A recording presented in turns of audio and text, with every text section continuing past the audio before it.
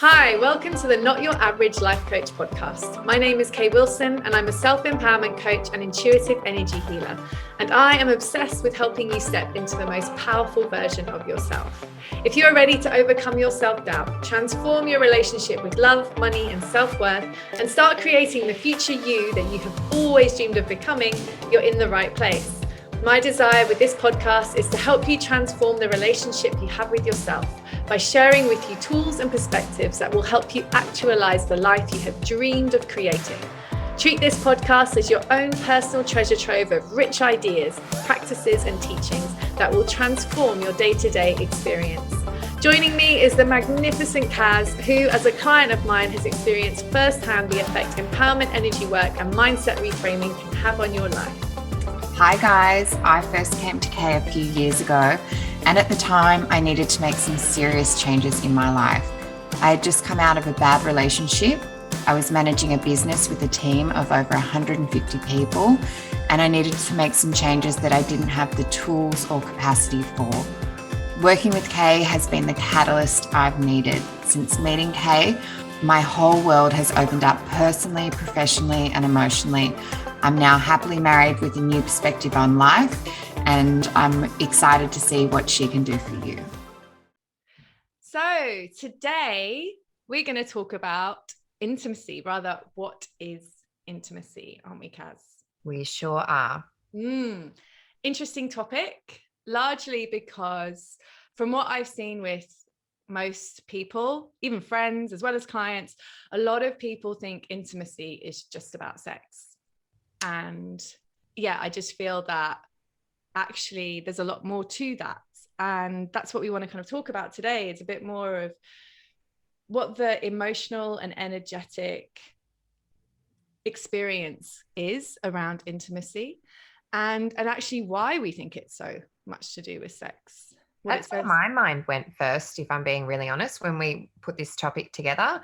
And I don't know why my mind went to that straight away, but when we went through the talking points, I realized, okay, it isn't just about sex, it's about a whole host of things. So this is a really good topic.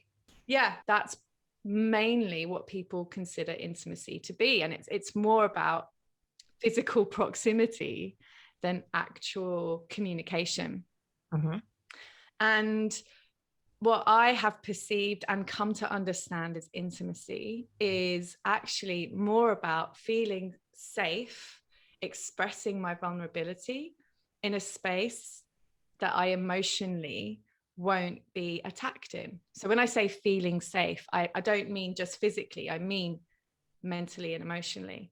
And yeah, when you can sit with your partner, not even just your partner, actually, with your partner, a friend, and a family member like your mom, your dad, your brother, sister, whatever that might look like, and actually just honestly talk about how you feel from your heart and feel heard, received, seen, then you are able to actually experience what I think is true intimacy.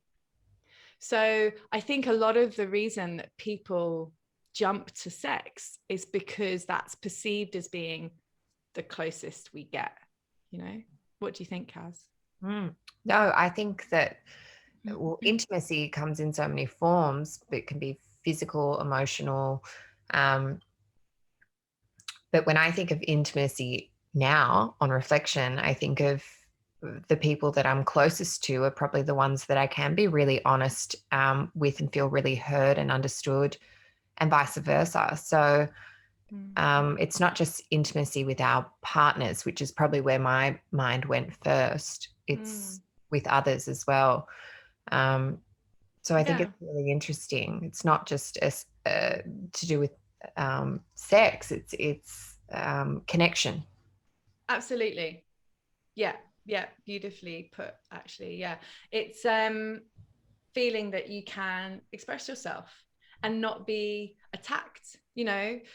So many people, actually listening is such a challenge for so many of us. And I can be guilty of this too. My husband will agree that, it's such a beautiful gift to listen to someone. And yeah, I think that we have this innate desire to prove ourselves or to please a person, so much so that we feel compromised in being able to simply let them speak. And some of the most powerful healing I've done, actually, because my husband has been the source of a lot of my growth. And we actually saw a counselor years ago when our relationship was not in a great space, when I actually believed that intimacy was sex. That's what I thought it was. So much so that I actually at that point was a bit of a sex fiend, because I only realized this years later, and it was because I believed that by having sex with my husband, that was my way of feeling connected to him. I had his one-to-one attention in that moment. There was no phones, there was no friends, there was nothing else. And so it kind of, I felt seen and I felt connected. And that was my only means to that at that time. And actually, yeah, we saw a counselor at one point, and she actually gave us a technique that I actually share with my clients now, which I think is really powerful. And it was basically that one of us sits on the sofa normally, and then the other one lies across it with their head in their partner's lap, looking up at them and speaking to them about whatever is on their heart or mind. And the person sitting just listens. 20 minutes, one person, the person lying down, looking up, just talks, expresses themselves honestly. The person sitting does nothing but listen, and also try not to like grunt as in agreement, or laugh. Definitely don't laugh at them, you know, like really. And it's challenging, you know. And then after the 20 minutes, you swap. So the person sitting becomes the person lying. But it was a really powerful process, because I really felt that powerful discomfort in the moment where I ran out of words. And my husband was looking at, or not, he wasn't my husband at that point. My boyfriend was looking at me, and I felt open and vulnerable. And all I'm wondering is, does he agree with me? Does he not agree with me? Does he like what I said? Does he not like what he said? Oh, and I'm desperately trying to read his face and, you know, presume to, or making assumptions rather, about what he is thinking or feeling. And everything inside of me is going all squiffy. And then he's not saying anything because we've still got 10 minutes to go. And so I've got to sit in this place. 20 minutes is a long time. It's a long time. Yeah. And so, yeah, I just had to kind of move through that discomfort and own my vulnerability, which was the gold in the experience, to be honest. And what happens is that you end up just being super honest. And then the other person is. And you often find, whoa, we're on really different pages, or wow, they so misunderstood me. Yeah. And, you know, and it just actually confirms that each of us is coming from our own filter, and we're never going to perceive each other how we are intended to perceive one another, because we all have such a unique filter. And so it's just about really sitting in that space of real discomfort and owning it and finding comfort in it. And the truth is, it wasn't my partner that had to find comfort in it. It was me. The growth was all in me. And the only other experience that I feel creates that scenario is a sharing circle. And I've had people come and sit in circle at events that I've run, and afterwards turn around and say to me, I have never experienced such vulnerability, and I've never felt able to be that honest in front of others. And the amount of growth you can experience doing that, because you start to really value yourself, you start to trust yourself to express yourself. It's a connection process as well. I've done this holding space with my husband when he wasn't my husband. And we, on your suggestion actually, when I first mentioned that I wanted to do it, he was like, what are we doing? I said, just trust me. You're going to sit here. I'm just going to tell you what's on my mind, but you have to do it back. So there was a lot of giggling at the start because I was uncomfortable, and obviously I was feeling vulnerable. But I find in past relationships where I haven't communicated effectively, it shuts down in some aspect. I might get frustrated, or all of these emotions come out because obviously I'm not feeling seen, heard, understood, whatever it might be. So I might just sit there and say, this is what I'm worried about. This is what I'm freaking out about. This is what's on my mind today. But it could be absolutely nothing, or it could be something big. Sometimes he's like, wow, there's a lot going on in that head. Or sometimes he gets the impression like, oh, you're just feeling a bit scared. And then he has the opportunity to then, after he's had his time, to comfort me and say, like, the thing that you're worried about, let's talk about it. And honestly, if there's a time where I feel like I'm spiraling in my thoughts, that's one of the best things to do, because I feel like I'm back to being connected with him. He understands. I feel safe. I feel good. Like, it's actually a really nice, try it. I recommend everyone just try it, because can you do it for less than 20 minutes, or does it have to be 20 minutes? I find 20 minutes, it's just the most, like, it gives you that discomfort time. If you go less than that, because that's when the gold comes out. It's when you're, when you've run out of all the day-to-day stuff to concern yourself with, that you then have that space to move into things that are really below the surface. So it's meant to be uncomfortable, Kaz. Yeah, okay. Not to shorten the time.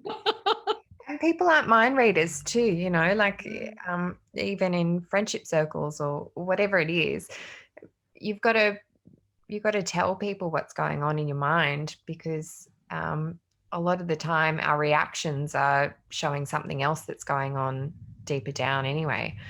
Yeah, it's good you brought up the friendship thing, because actually I think that is largely where people are more inclined to be intimate without realizing it. I think particularly amongst women, I know that, I used to, they call it a girly girl, don't they? And it's just, a female that's got her squad, whatever you call that, tribe, but they've got their women and they're really tight and they message each other every other second, and they are consistently like sharing every thought, feeling and belief.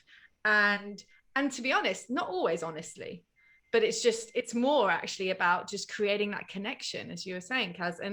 And the shame I find in that, and this isn't true for everybody obviously, but what I have come to observe with clients is that where there have been women particularly engrossed in their female friendship group, that their relationships are actually not that deep. They don't have the sticking power, because they aren't creating that intimacy with their partner. In fact, a lot of women are like, they are scared to do that. They don't feel that their partner can do that or is willing to do that. And in some cases, they're probably right. But it's realizing that, we teach people how to treat us. And so it has to come from us, the desire to show up vulnerably. And as you say with the giggling, that's exactly right. That's great discomfort. Okay. And we all do that. And I can feel it now if I want to, like that feeling of ickiness. I don't want to open the door to my heart, because someone might upset me. They might, mock me for that. And the reality is that there's only one way to go with this, and that is courage. You've got to find courage to do it. There's no shortcut. There's no tool I can give you a loop, to slide through to just get to the intimacy place. You actually just have to move through that discomfort. But when you move through discomfort, that's where your wisdom comes from, because you're learning, wow, I can do that. I have the capacity to hold space for discomfort within me and move through it. So I just want to talk a little bit to, families actually around intimacy. So different relations, not just the partner relationship, because I actually think that it starts with the family. My mum growing up, my mum, whilst I was growing up, my mum was a homeopath, and she shared with me once this tool that she used with her clients. And she used to work with a lot of mums.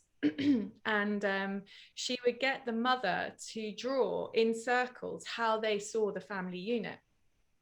And she said that she frequently saw women with their children in one circle, in one bubble, if you like, and the husband, the other side of the page, in his own bubble, or the husband and son in their own bubble, you know.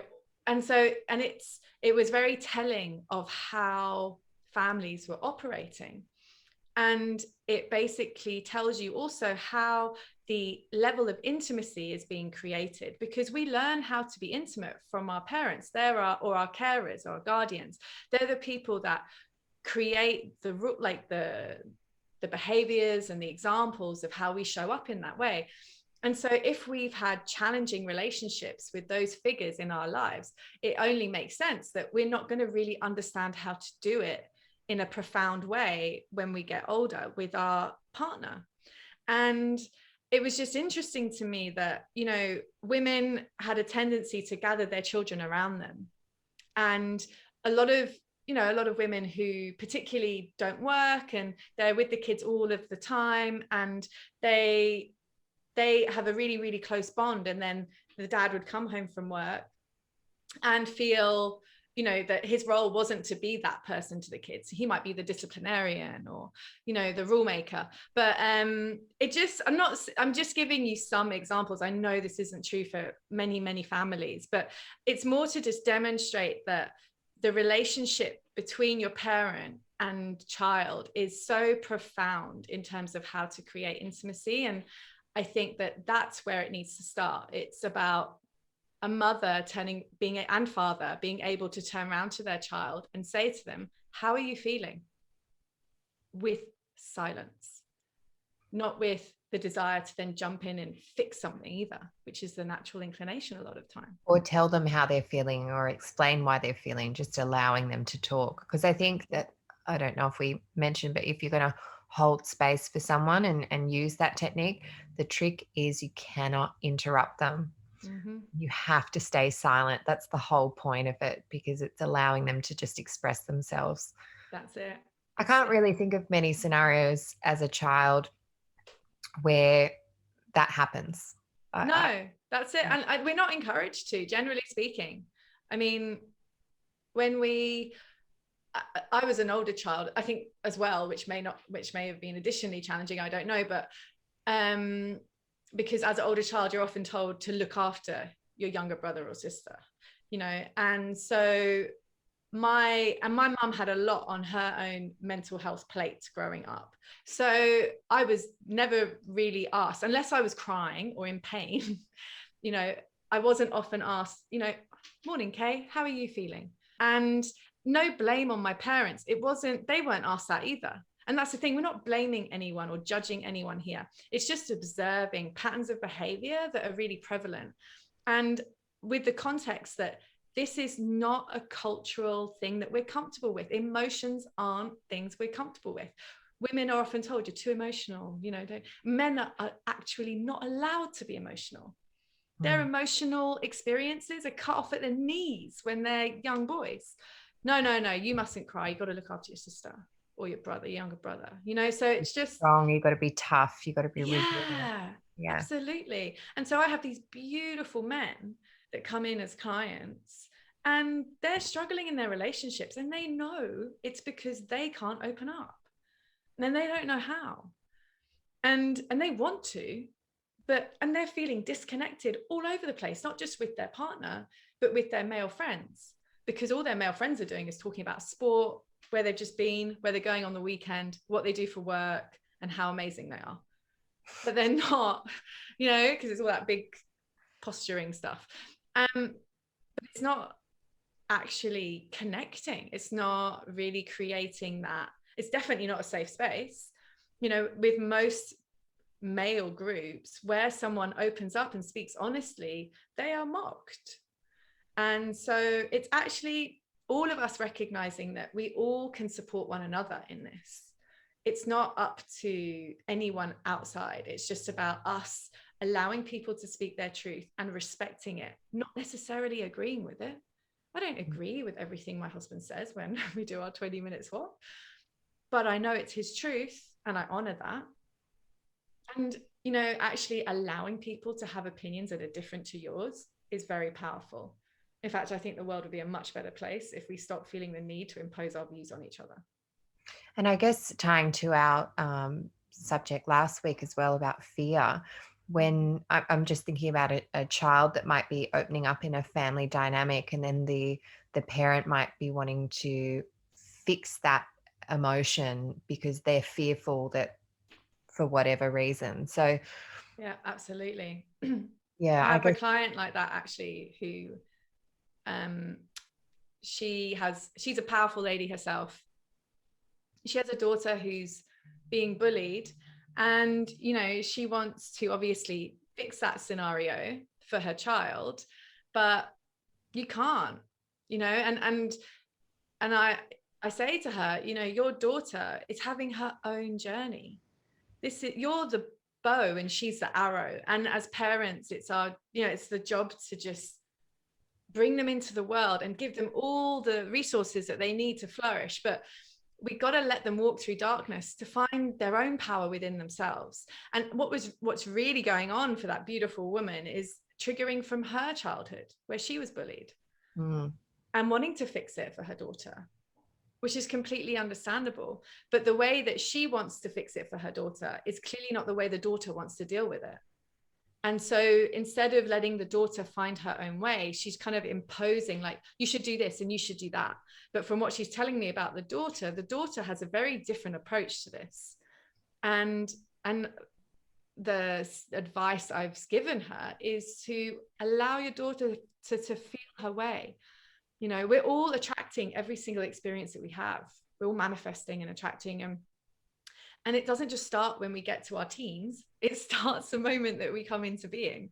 And there's obviously experiences there that are going to serve her growth. And it's just about allowing that to flourish, whatever that might look like. And, watching my husband make decisions that I disagree with, and yet letting him, it's not my job to tell him how to be. And yet, as a wife, you feel like you should, or like that's kind of, I think, quite a common belief. And I taught myself to stop doing that.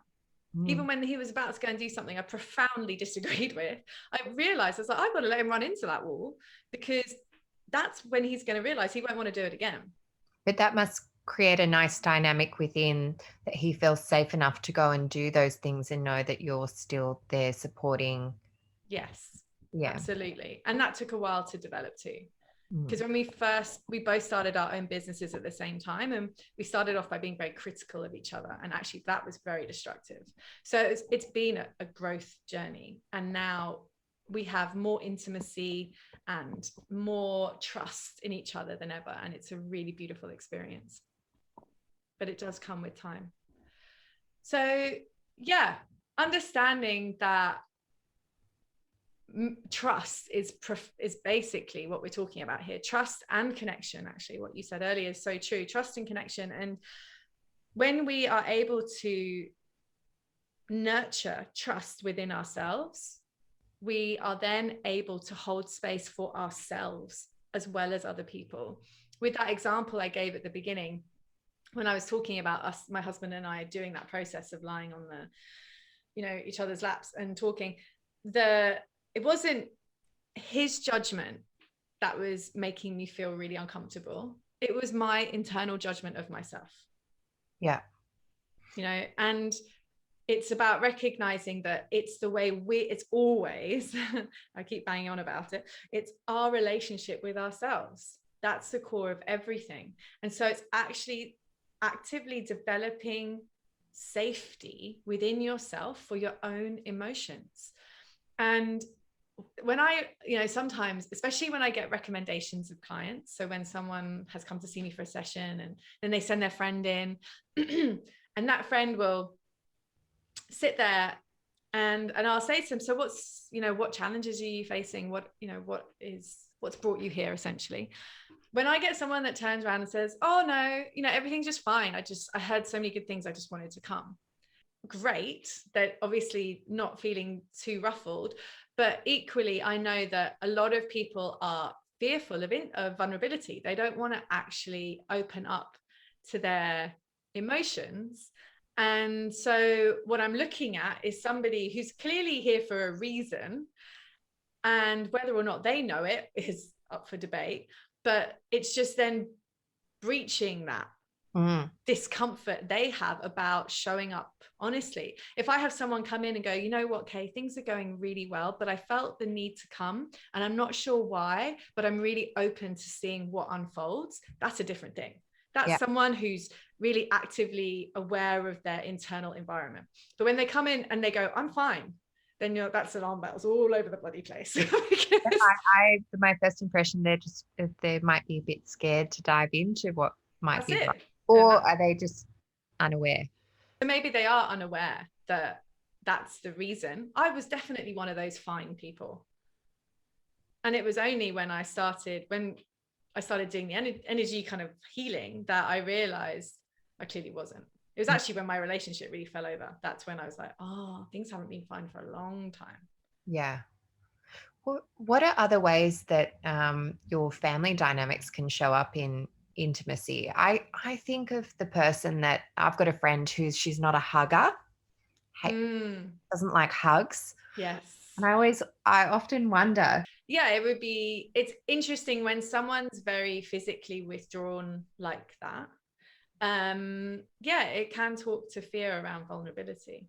Because it is a connection thing. I actually struggled myself with physical like affection with other women in terms of like hugging and looping arms, which was something that I really had to consciously work through, because as a child growing up I was really affectionate with my other girlfriends. Like I was always like, I'd walk arm in arm with them all the time and not think anything of it. It was actually only when I got to Australia and I ended up working with a girl who was just like your friend by the sounds of it, like very uncomfortable with physical contact, so much so that if we sat next to each other and looked at the same kind of phone screen or computer screen, she would actively leave like a foot between our chairs, and to the point where it really affected my psyche, and I just stopped going near her really. But then it translated to all of my other friendships, and so this kind of like layer of fear basically became a norm for me, and I only became aware of that in my own journey, and then consciously decided to shift that, to actively allow myself to be vulnerable, and which meant that I would go for a walk with a girlfriend and then suddenly loop my arm through hers, and I would like be observing my body and my energy and be like, it's okay, Kay, just relax, you can be comfortable in this, it's okay, and literally talk myself through it. I mean, I don't know what my friend was thinking. Just nothing. Exactly, probably nothing, but internally I was going through this healing. And and that has actually been a journey for me. But it's interesting with our families, recognizing how we're showing up with our siblings and taking control of that, allowing ourselves to say something that's really raw and honest, and most importantly, being willing to be mocked by them for it, and allowing that to just happen and not get defensive. Because what happens is if you turn around and speak from your heart, it can create a really defensive reaction from the person that you're talking to, because you're triggering their fear. It creates discomfort for them. And so in some cases, the reaction is going to be attack, because they want you to stop scaring me, essentially what they're saying. And if you can hold space for that, so I know we keep saying that, and I hope that we've described sufficiently what that means. Essentially, if you can just allow that person to do it and not react to them, and just look at them and shrug or smile, or say to them even, well, how do you feel? And they might shut you down. They might completely shut you down and mock you. If you can refrain from slipping into their energy and joining them and attacking back or mocking back or closing up again, if you can refrain from that by reassuring yourself and saying to yourself, okay, warn me this would happen, or it's okay, I'm safe, they are just reacting from their place. If you can just hold yourself in that, what you may find is an hour later, or even a day, maybe a week, month, who knows, that person will come back to you and they will be honest with you, or they will try to broach a conversation that is more honest. Why? Because what you've essentially done is you've signaled to them, I am a safe space because I'm willing to do this. And I think it's, a common thing where if you see a person in a group who's showing up really authentically, well, firstly, they're the one that's always liked universally by everybody. And that is because they are being vulnerable, which we all inherently really respect. And it's, I find it really interesting when you look at the people that we as a culture revere, it's the ones that are being their most authentic selves. And the reason we are so admiring of that is because we have so much fear of doing it ourselves. Oh. You watch all those rock stars throwing things out of windows and being rascals, whatever they're doing, largely the reason that we're so, Enamored. Thank you. It's because they're just doing them. They're just doing whatever they feel like in the moment. I'm not saying it's necessarily healthy behavior or any of those things, but they are doing them, and that we are all drawn to like moths to a flame. And it's because it's our birthright to actually be authentic. And it's the judgment that we fostered within ourselves because of the reactions of others that prevent us from being that. So I would like to, unless Kaz, you want to add anything to that, you're okay. Okay. I would like to basically talk a bit about how we can start to build that trust in ourselves. And there's two really powerful ways that we can do that. One of them I have thrown myself into plenty of times is failure. So failure is a really great way to develop empowerment. And when I say failure, obviously none of us start off with the desire to fail. That's a given. But what most of us do is stop ourselves from doing anything because we are afraid of failure. What I am recommending is that whatever the thing is that you want to do, just do it. And don't worry about the outcome. When we start to let go of the outcome, we start to just do what we want to do. And the reality is that things are going to fail. But you know what happens? You learn.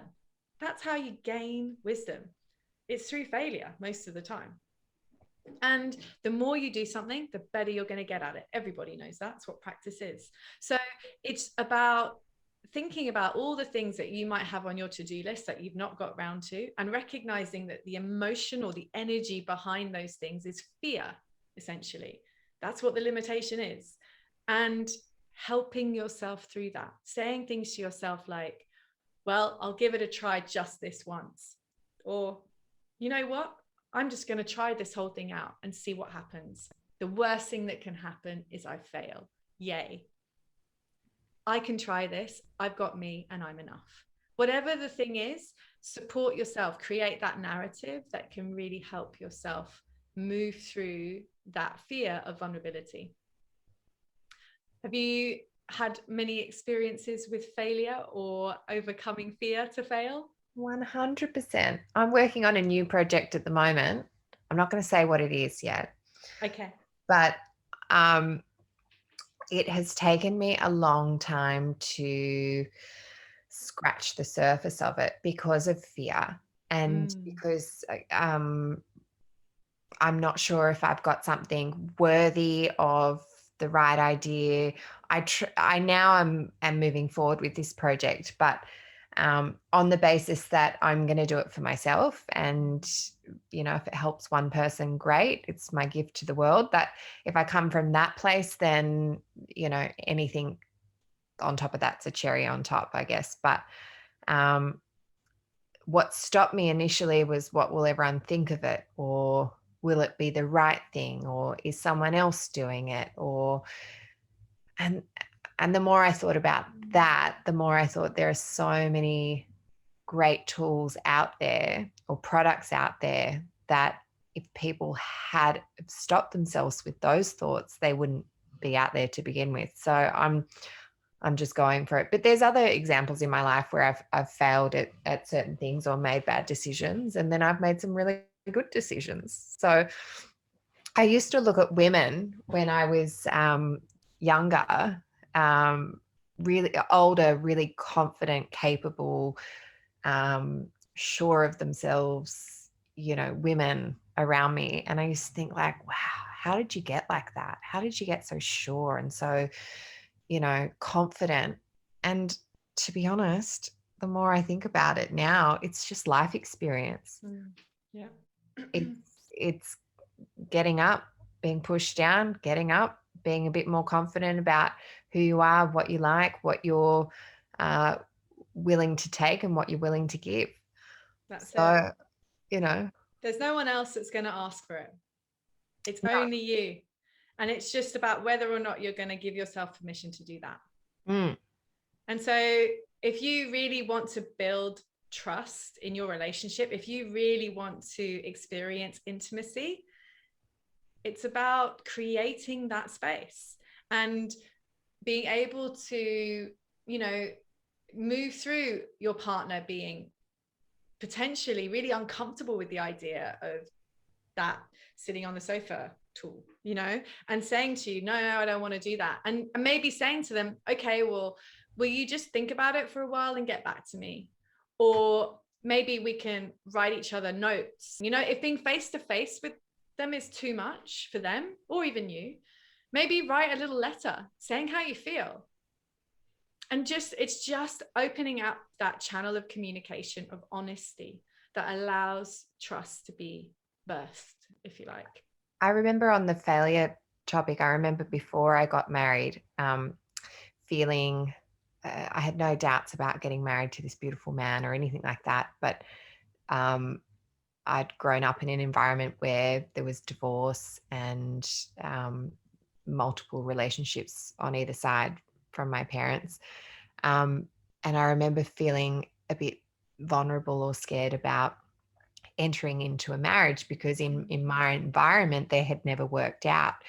And I remember actually doing the holding space activity with my husband to be and saying, I don't have any doubts about marrying you. I just feel scared about, I've lived a life where I've seen where things can go wrong in relationships and I don't want that for us. And it was a really nice connection between the two of us because he shared similar, he's on his side, he had divorce and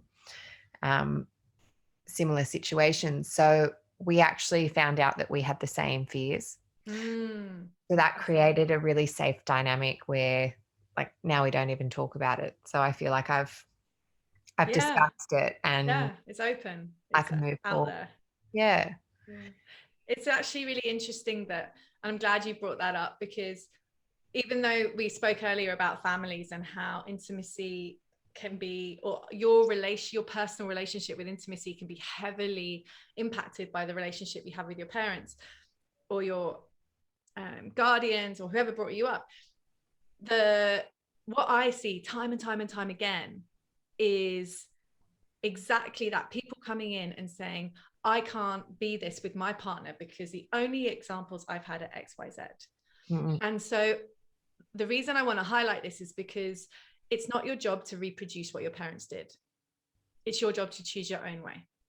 And what you and your partner, what you just described there, Kaz, was you both consciously changing the energy between you both so that whatever comes from your future together is not going to repeat the past.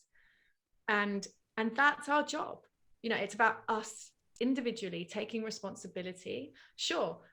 And I've seen this powerfully with some clients who've been really abused as children and yet having really amazing relationships because they've taken responsibility for themselves and said, you know what?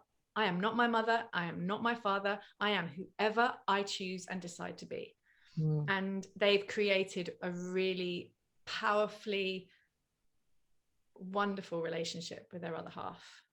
And it's about really recognizing that it is on us to really own our own emotional environment and make differences, behavioral changes that will create the experiences that we want.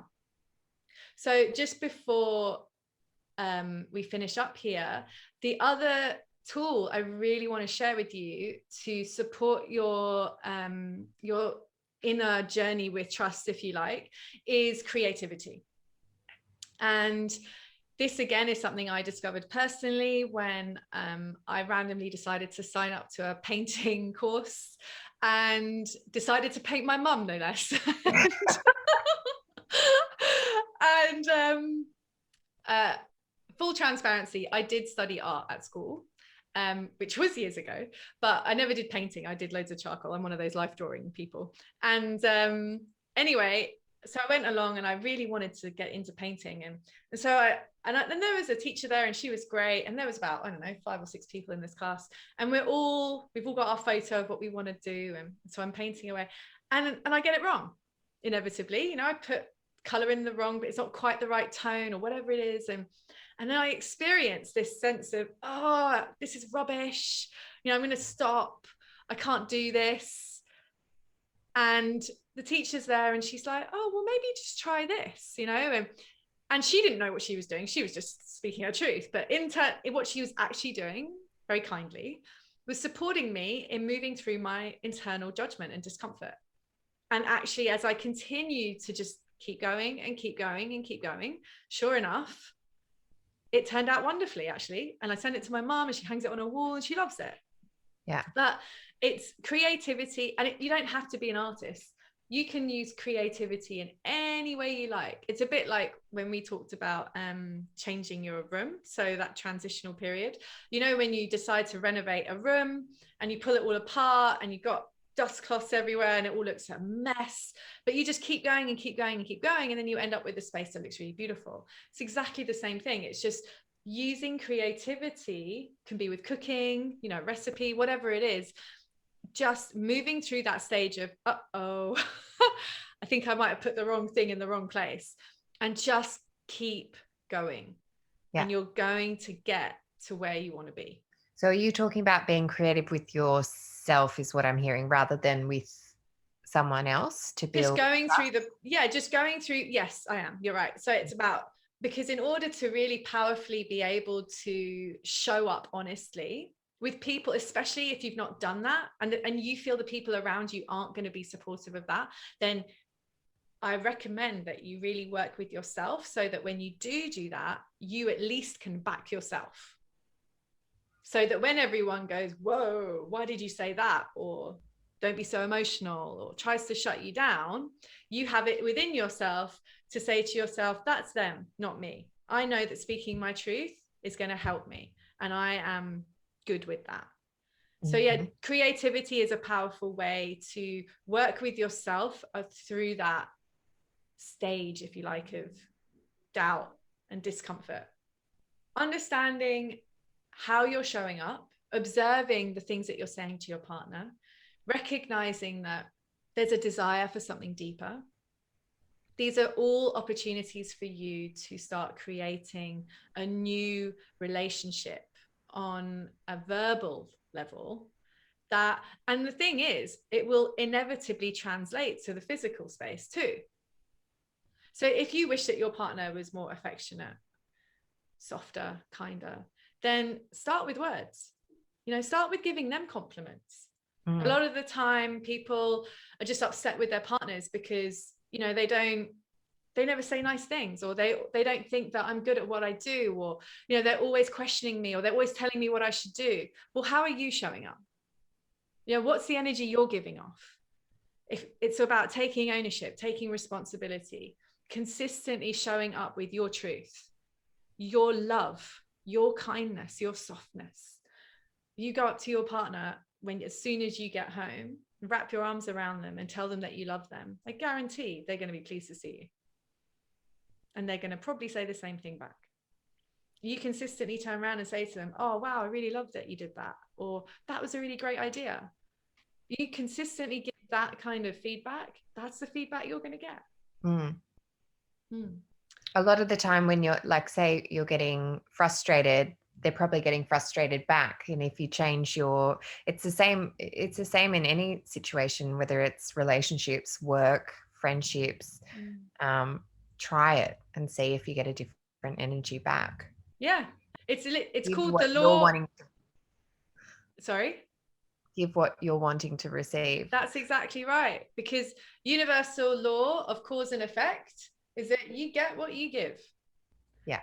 And so, yeah, really think about what you can do. Actually, just as a side note before we end here, this is something I get clients to do when I tell them about this law. It's to write down in one word how they are feeling about love, their love relationships, their work relationships or work in general, maybe their money and their family, and just one word for each topic. And what that word will tell you is how you are feeling about that area of your life. And that is the energy you're putting into it. So if you look at that list of words and say to yourself, well, that's not so great, then maybe think about how you could shift your energy toward those areas and then see how you feel and what you get back. Okay, so I hope that gives you another perspective and helps you feel more equipped to deal with intimacy, and definitely a few things to try there for you to experience your own vulnerability for sure, and your own inevitable growth. So it was lovely to share this all with you, and we look forward to having you with us on our next episode. And if you have anything that you would like us to talk about, any topics you want us to cover, please write into hello@kaywilson.love and let us know. We'd love to hear from you. Have a wonderful week, and we look forward to seeing you on the next episode. Please make sure that you subscribe and share with anyone that you feel would benefit from this. Sending you lots of love, guys. Thank you. Bye.